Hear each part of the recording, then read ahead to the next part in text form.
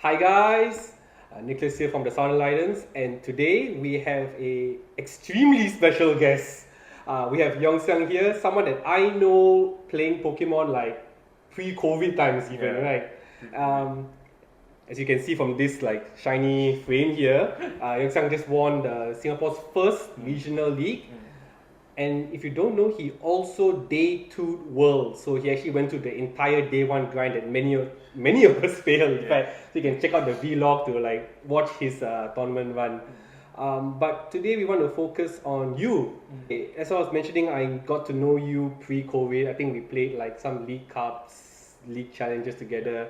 And even the Singapore special event that was like just before COVID, Yeah. and you got to top 8 for that. Yeah, it was 2019, I think. Yeah, if I'm not wrong, December? Yeah, it was I around think. December. Oh, if I'm not that was wrong, it's super long ago. Yeah. Wow. Good times, good times. ADP times. Yeah. Bad ADP times maybe, Okay, but yeah. maybe not the cards, but okay.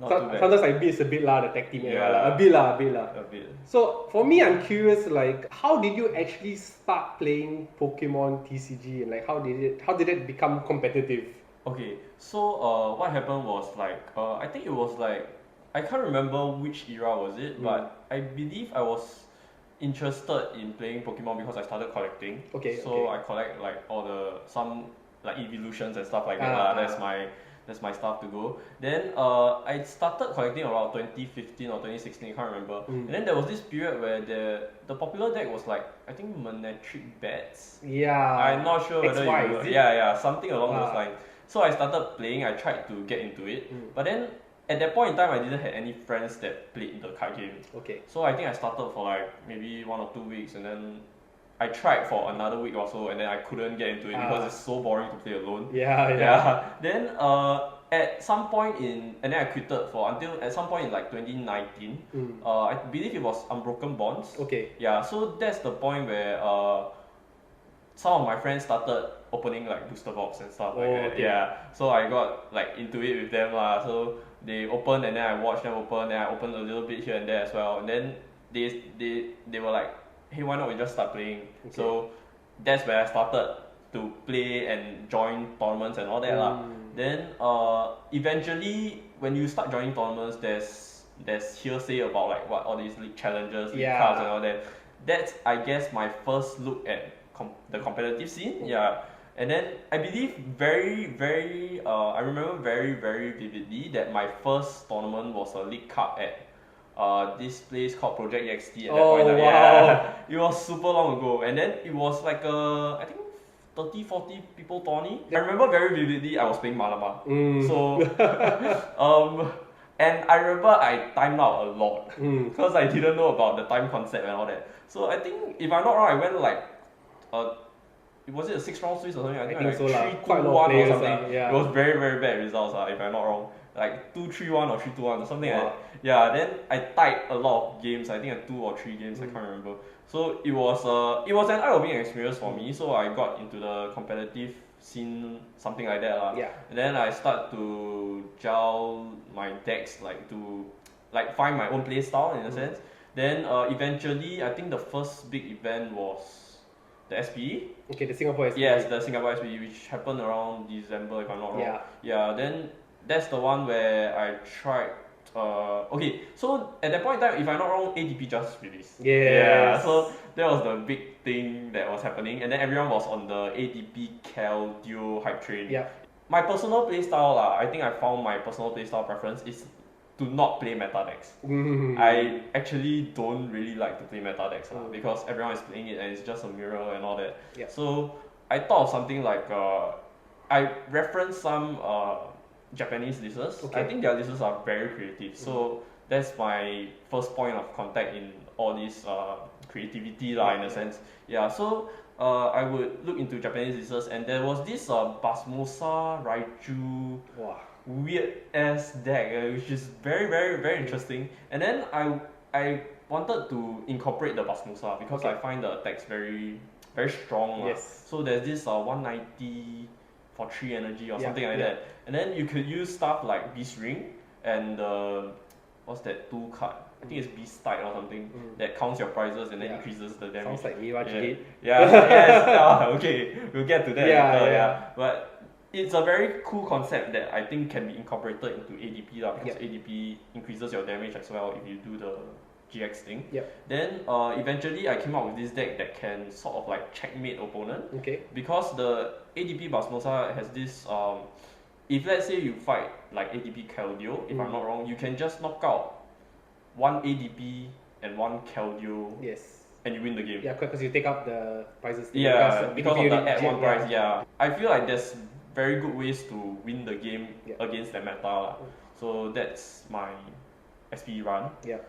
Then eventually, considering I did well for that event, I felt that not bad. This game is kind of fun. I guess if I'm doing well and I'm enjoying it, it's kind of fun lah. Then I start to eventually get into it a lot, and then start to try to chase for points and invites in a sense. Then I think I went for Malaysia regionals. If I know I didn't do too, I top 64 or 128 lah, but it's not too bad lah. At least I get some points. And then eventually it was down to I think 2020, and then I tried to go, cause my friends was like, hey, why not, since we are chasing points, right, why not try the IC, because it's the most points right now. Just need 250 points to qualify the Worlds. So I think at that point in time, I just need a top 6, I think top 32 or top 64 in IC to qualify for Worlds. So I was like, let's go for that lah. Like, why not, right? Because it's almost there already. So eventually we went to the IC, and then it was OCIC lah. So February period. And then in Melbourne. In Melbourne. That was honestly quite fun. So I believe you went also? Yes, I also went, but I squabbed. I actually, just a fun fact. My last round of my win and in was against Andre. Oh. The guy who eventually top 8 Worlds this year. The same guy. Nice. Which I found out was Malik's friend at that day. So that's how I knew Andre from then. So then you guys became friends. From then. So the good things about all these IC is that you make a lot of friends. I made a lot of friends in the IC. It was very, very fun.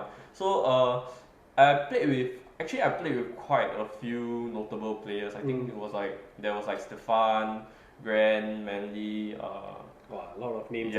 Igor Costa, I think. A lot of interest. Very, very strong players actually.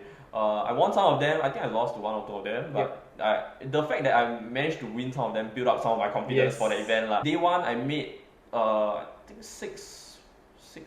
19 points. The exact for to get to day 2.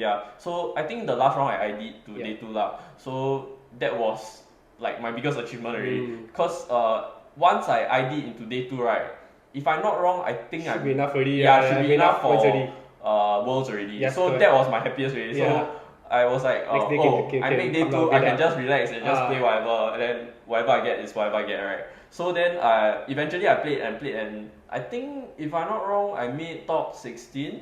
Something you along finished those 11th place. Okay, not just top 16, 11th place. Okay, that one is a big shout out to two of my friends, Ziping and Junting because I went with them to the IC. Then originally I wanted to play this weird ass deck again. It's called ADP Tapu Koko. Which is okay. At first I thought it was really good, but then as I tested it the night before, it was horrible. It couldn't work. Then eventually I picked up a Blounce deck because it was not so testing intensive. So in the end, the Blounce deck worked out well for me because to be honest, I high rolled a little bit, but it was good for me because I think I had some interesting decks inside. I had if I'm not wrong, a friend ball inside, which was very... Yes, you did have a friend ball inside. I had a friend ball inside, which was, I think, the coolest part of the deck for me because it was very MVP for me because at that point in time, Jirachi was very popular. Yes, correct. So Jirachi is the whole gist of the deck. Jirachi and Zacian. So friend ball was able to get me... Because at that point in time, it was Arceus, Dialga Palkia, and Zacian. That was the meta, that was the popular deck coming into LCIC that so time. When they played down Zacian, I could literally find Jirachi. That was a +1 search basically. So that was very good for me, and I think that helped me with a lot of my matchups. So in day 2, I managed to I can't remember my score, but I think I hit about 30 points, Yep. which landed me into the 11th placing lah. Yeah, I think I was 1 point away from top card. Yeah. If I'm not wrong, yeah. Should be about 1 point away top 1 card, I point. believe. I think it's 31 to top Yeah, card. but that's like crazy Yeah, impressive. that was right? crazy. And like luckily you joined the tournament because the world just ended. Yeah, yeah, precisely. So right after that, yeah, then and I was like, I'm so happy with my Worlds invite, right? Yeah. Then I was like, oh yes, I'm going to Worlds today. But then yeah, this year, going to Worlds this year, going to Worlds. Yeah, I'm going to Worlds. Then wow, the COVID struck. Yeah, and then we just everything like closed down. Then oh my god. Then you know lah, you also had the invite. Then oh my god. all of us were the invite was like, oh my god, we're gonna get invite. Yeah. Then like hands were changing from TPCI Yeah, to TPC, and then we were all like then in we the were dark. like, do we still get the Yeah, invite? the Do we dark. still? Everyone was panicking. Yeah. So in the end, at least we went to London together lah. Yeah, finally we did go to London lah, so yeah. all good lah. Yeah, all in the good. end. Yeah. So Like then, I remember like when things were starting to get back to normal, restrictions were being loosened, and I remember I re-met you at the MRT, bought some card from you. Yeah. It was really cool cause very long never see. Yeah. Everyone started to come back to play. So, yeah. Then it was Like goodness gracious, game suddenly became back to where it was. back to running and then we can all play tournaments and such, and it was fun to get back into the game. And then we started to prepare for Worlds. Then we kept testing like at every Friday night, right? Yeah. Shout out to Wayne's house Wayne's and his house. cat. Wayne and his cat. Shout out to Wayne's Cat. house Oh and my his god, cat. so cute, the cat. Okay, then after that, I think we were all mostly prepared for Worlds already. Then so like you brought, like most of us bought Ice Rider Palkia, but you brought a pure Palkia build. So you guys brought the Ice Rider Palkia, some with some variants, right? Some got Bidoof, some got Italian, some got 1-1, some got 2-2. The base is the Ice Rider. So to be honest, I wanted to try you guys the suggestions of the Luckily Ice Rider. you didn't, Yeah. I mean that's good and bad but it's just I feel like it's not my playstyle. It's something that I couldn't pick up very quickly. So then I've been playing Palkia for quite some time at that point in time lah. So I said, why not I just go with this, then just do my best lah, see how it goes. So in the end, I think I met some I think 2 or 3 mules. So that was very good for Palkia. Fantastic matchup. That was fantastic matchup for Palkia. Then 1 or 2 mirrors which I did pretty okay in because they break lah. Yeah, good luck. You need a bit of luck, man. You need a bit of luck. That's right, man. Shout out to the merch. Okay, then so then I made day 2. Then day 1 was super tiring. Yeah, I can see your face already. I was so exhausted, you know. 8 rounds of hell. Yeah, I know, right? Then eventually day 2 I didn't do that well but it was fun lah. It was fun. But the fact that you even managed to like go through that slog, you know. When you enter Worlds day 1, to get to day 2, you need to play 8 rounds straight and gotta get 6 wins out of those 8 rounds. And each round's about 50 minutes long. Yes. So can you imagine, like, you come in like in the morning, then by the time you're done, it's like night already. Then if you made it, next day you still have to to play again. With like the 8 guys. or 9 rounds. With the guys some of the guys who've actually like skipped day 1 and go to day 2 already. Precisely, they have the advantage of starting at day 2, and then you fight them, and then you're exhausted. They're well rested. Yes, exactly. Right. And they got a chance to see the meta already. You know, you could change your deck, but they already could see the meta. They already know what's the lay of the land already. Yeah, usually the people that made day 2 from day 1, they wouldn't change their deck because they already are too used to the deck already. And it's so tiring to think of like new stuff to change and all that. But okay lah, all along it was a very fun experience, and I'm glad I made day 2 lah. That's a good achievement. That's a fantastic achievement. You can't really name a lot of people who've done that amazing thing. I guess I'm also quite thankful for all the like yourself and all the testing group that we had during that period of time lah. The whole of the London trip also, then we all went out together and all that. All the gangs, so like Jeremy, Suikai, Kenneth, Elvis. Elvis also came along with us, and then Ming also. We also forget Wayne. I know you mentioned him lah. His wife also. And then we had lots of fun lah. London was amazing. Okay, let's move back to the regional league that just happened last week. Can't believe it's really been a week since the regional league, right? We found out that Lost Origins was legal, and we only had like a week plus I think like since Yeah, the cards a week and a come half. out, Yeah. so we already like proxying like 2 weeks before. Yeah, already, yeah, like, yeah, yeah. doing We started proxies and all proxying, that. yeah. How did you end up deciding on lost zone single prizes compared to like all the other like hot decks out there? Okay, so the first thing that happened when Lost Origin started coming out, right, Yeah. was I started to look at once again Japanese deck lists. So Like the any specific websites that you actually look at? okay, there's this called Whole News, right? Whole Yeah. News, and then there's one called Pokécard Lab. Yep. Yeah, I mainly use this two lah. So the one that I saw, there's this list that, okay, I'm not sure whether it's from the Japanese deck listers or from Twitter. Okay. But I saw this particular list with Pikachu, Flying Pikachu, Lost Engine, the Lost Zone engine, Yep. and then there's this Greninja Crab Luminion, something along those lines. And then they utilize electric, water, and psychic energy Yeah, along with Dead Sableye. lah, as well lah. Yeah.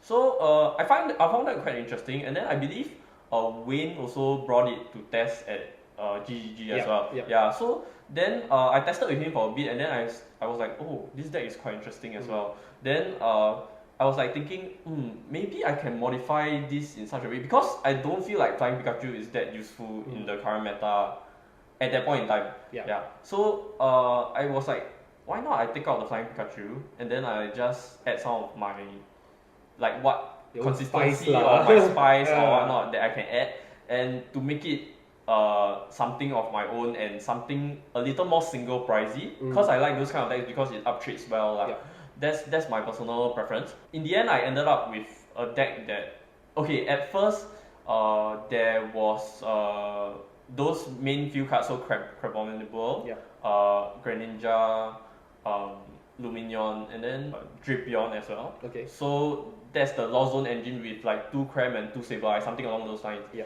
Then it ended up being okay, and then the night before, or the night about 1 week-ish towards the tournament, I was losing quite a bit to Empoleon.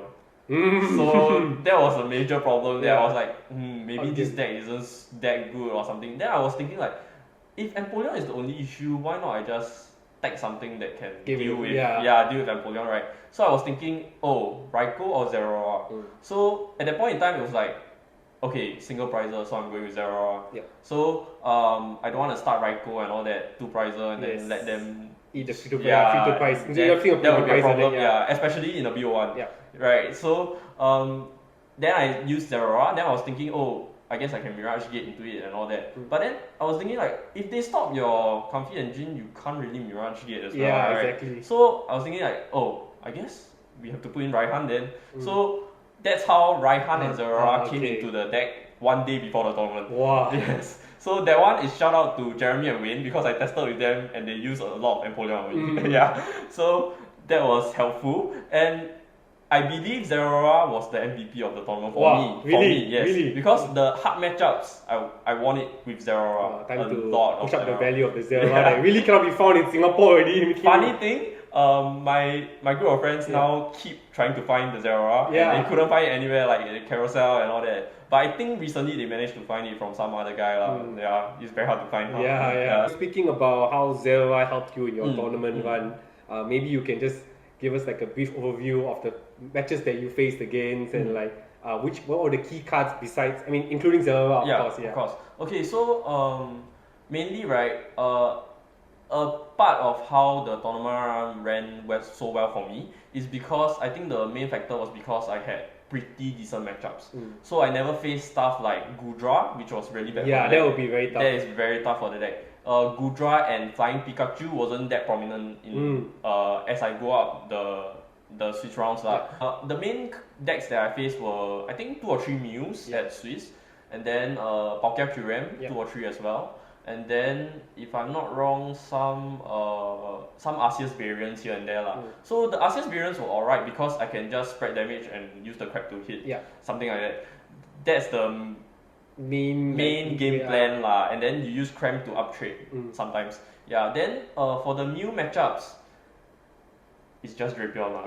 Honestly, the Drapion is too key. It's too strong. It's so strong that it doesn't even matter that if they have lost CT and they lost all my Dripion, because I can set it up in such a way that there's no way I lose, because unless I break very badly, there's no way I lose because the Dripion always up trades into 3 prizes. Then my Cram can hit either a Genesect or Meloetta. Meloetta, that's another prize. If it's Genesect, I could just use Snorlax, Belt. Or Cram hit, Sableye. So there's no way they reach 6 prizes by that time. So it was such a good matchup for me for Mew that I really want to meet Mew throughout the tournament. Which is why my top 8 run was so so favoured for me, because I met Mew into Palkia QM, which was a bit hard, but then into Mew again, which was, I was happy with that I mean, Yu Xian himself was like so like gutted that he didn't put in Dripion. Precisely.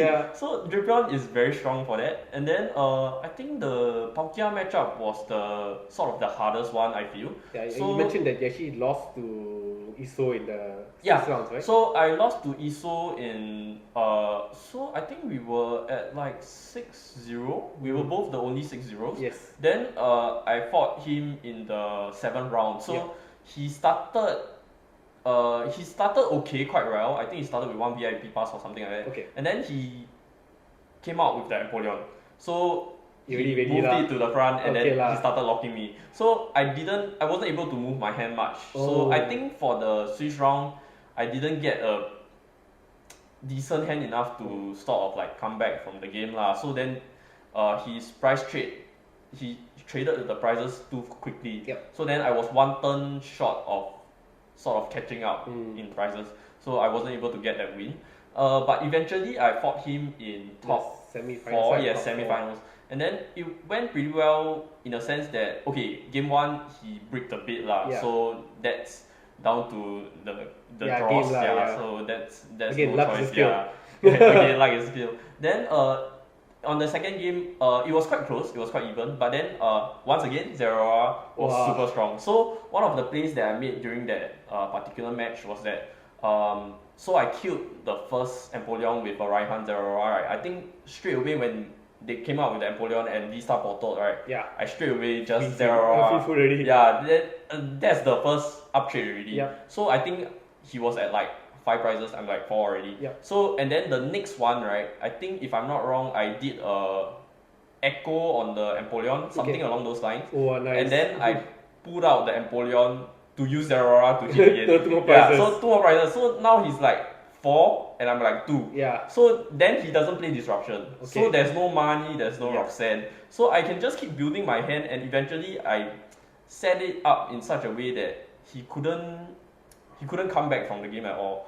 So then I was able to manage to close that game out quite cleanly lah. So eventually, I think the hardest matchup was with Palkia and Talion. I met one in round 5 of the tournament, and if I'm not wrong, it was very intense, and I was trying to, because he Roxanne me. So the deck's weakness is mainly to money Roxanne, hand disruption. Because we just build up our hand and then we just blast. So he Roxanne me into I think a pretty dead hand, if I'm not wrong. I could only Greninja and draw or something like that. But then my deck was very thin already at that point in time. So I was looking for something like a Zeraora and Belt, and then I think I hit Chorus on either my Greninja or my Comfy. And then my Comfy was my Chorus was able to see my whole deck. And so I basically got the Ordinary Rod and the Mirage Gate and all that, and then just Zeraora Belt and go for the game lah. And it was at the time call moment as well. So it was very, very intense, and that was the one of the highlights also lah. I think about it from my setting lah. Tension. BO1 right? BO1, no joke. So that was pretty much the whole tournament run lah for me. Okay. Then we just go into the finals, right? You fought Waykit, who played Mew, which was double turbo energy based. Like, did it matter if it was double turbo energy or fusion energy? It's just because in that kind of match, there's no Meloetta, right? My initial thought was like, Dripion would be very easy to deal with this. But then I was thinking like, but he plays Lost City as well. So that might be a problem, because in those Fusion Strike type of decks, right, for Mew, they have Meloetta and Genesect for me to do the 1, 2, 3 prize map. So I don't need to rely on Drapion so much. I just need Drapion to kill the Mew VMAX, right? So in the matchup with Wicked, right, I was thinking, oh, if I kill the Drapion, if I kill the Mew VMAX with the Drapion, and then they lost zone the Drapion, how am I going to take my last 3 prizes? Yeah. So I'm thinking like, oh, this might be a bit different or a bit tough. So I need to navigate around, because if he keeps doing like psychic leaps on my comfy and stuff like that, right, that might be a major problem. Yeah. So, but in the end, it worked out well because he couldn't find Lost City. Oh my gosh. So that was horrible for him because he couldn't find the Lost City, and that I played 3 ordinary rods. Yep. As long as I found the ordinary rod and a capture energy or quick ball, that's it. Cause Mew VMAX is his only attacker. Yes. Yeah, so that's my 6 prizes there. So 3-3. Yeah, so both games he couldn't get rid of to the Drapion. Lost City my Drapion. Because I believe he only plays 1 in his deck, because he's If I'm not focusing more wrong, on yes. Pokestop Yeah, to like get the items to out. get the things out. So his deck is very fast actually. So he plays Disruption, like, if I'm not wrong, money. Yes, 2 money in fact. Yeah, in his 2 deck. money. Yeah, so he money twice on me the first game, which was very disruptive. But the Drapion was too strong for him. Yeah. Then the fact that he couldn't Lost City it away, and his Cram wrote Tails to find the Lost City. Oh my gosh. I think that was the most key about yeah, the play. that was the whole key moment. So I think if he wrote Heads on the first match, the Lost City, right, I think I might have lost that, because it's kind of hard for me to kill a full HP Mew VMAX without Drapion. Yeah, so that's one of the points of the match, which I guess at the end, luck is a skill. That's true. So again, congratulations on Thank winning. You so much. That gives you 1,000 CSP, and hopefully 1 foot into Worlds Hopefully. Okay, let's go into some general tournament preparation questions. So sort of get into your brain and find out in general for a major tournament like the regional league, or maybe for the championships coming next year, where the winner gets day 2 to Worlds. How would you prepare for one of these kind of tournaments? Okay, so one of the major factors that go into me preparing for a tournament, right, is firstly research. Yeah, because you mentioned a lot of websites. Yeah, so all these websites are very useful. Like, okay, I follow quite a few people on Twitter so all those top players, they will share their deck lists and all that.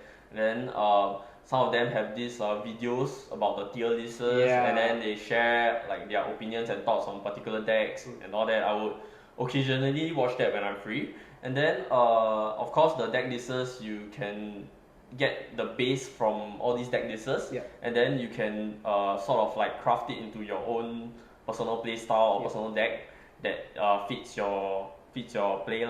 And then another thing would be play testing. So if you have a deck in mind already, give it a go, try it at your local game shop and all that, and find people to just keep testing out the intricacies of the deck basically. So test with certain different matchups. And then another point that I would point out is also to get your friends to try your deck out as well. Yeah, so if they can try your deck out and they can tell you the good and bad points about the deck, right, it also helps with your personal, it also helps with your deck building and your matchups. How do you go about handling this particular matchup, etc. It might be a different point of view, and it might be a new way to look at that matchup. Yeah, so it might be another way to win basically. So it might be another win condition. Another thing is that for something like a regional league, right, I would prepare a bit more, of course, because it's more stakes, right? So then, for something like Town League, etc., I would just pick up a deck that I'm comfortable with, or something that I want to try a bit, but it's still within the realms of being able to win. So those would be Town League. But for a regional league, to actually win the event, I believe you need something that is maybe might be meta or might be a bit different, but if it's a meta deck, I would feel that it has to be the best list that you have out there So then you have to keep tweaking your 58, 59, 60th card to make sure that how well you fare against the meta is basically these 3 last few slots of your deck basically. So that's how I would usually prepare for a tournament. Another thing, get well rested. Another big lesson. Because shout out to Jeremy. Okay. He told me that he played Dota till 6 a.m. the previous day. So Check out the podcast for that. Okay, he admit that he played at 6 a.m.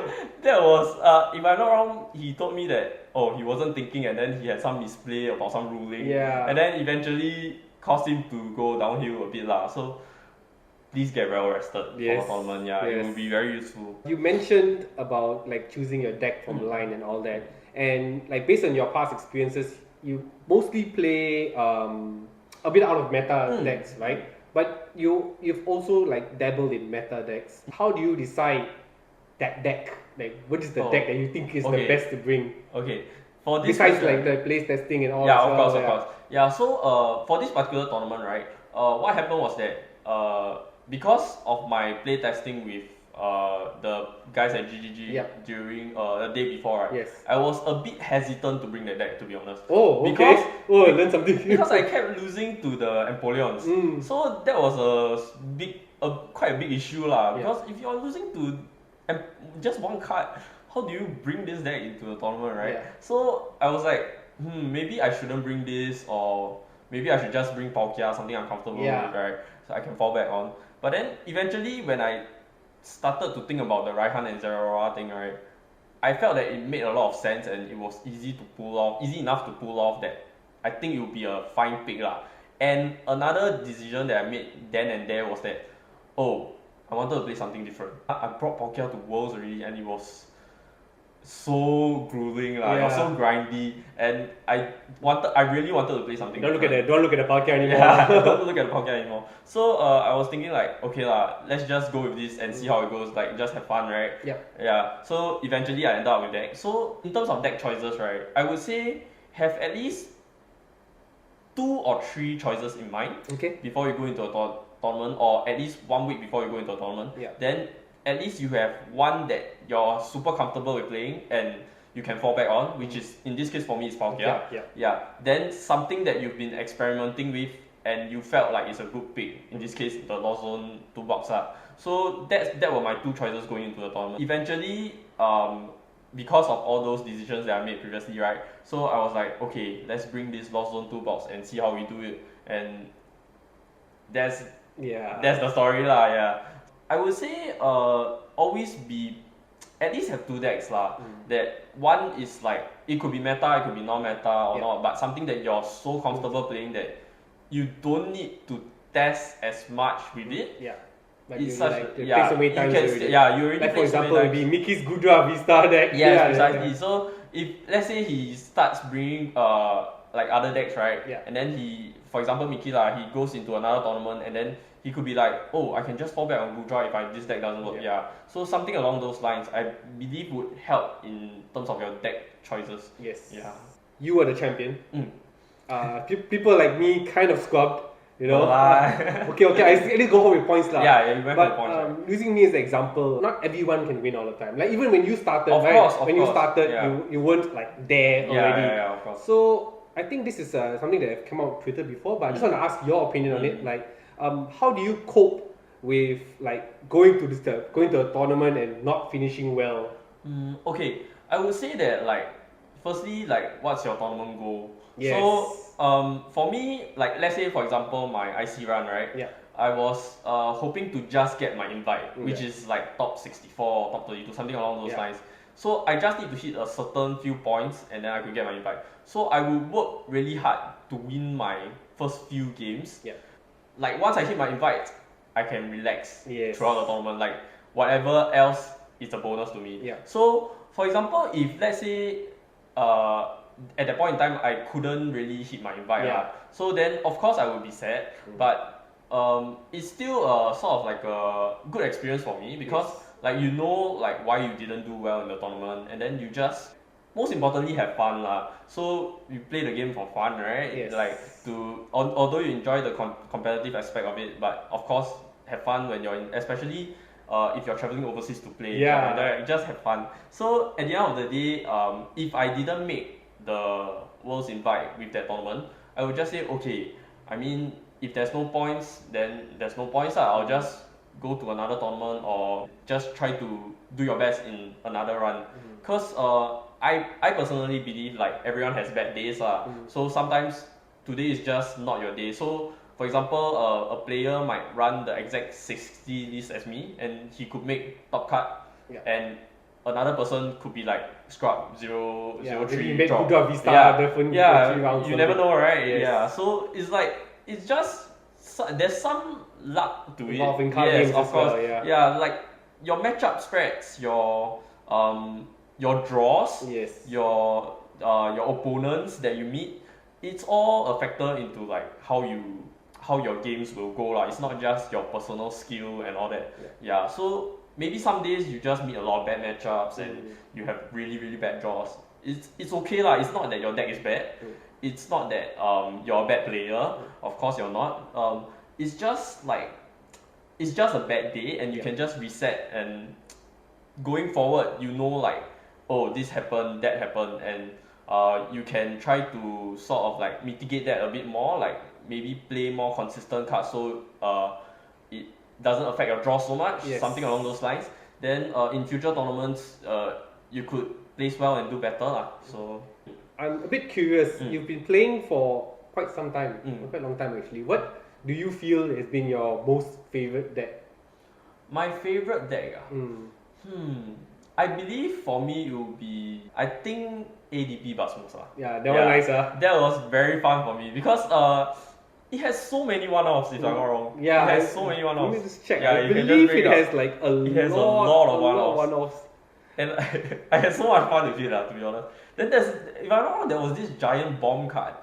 And it was super the giant bomb that you attach on, right? So you had one off of this card, So okay, there was this other supporter that could search for this giant bomb, if I'm not wrong. I believe it's Guzma.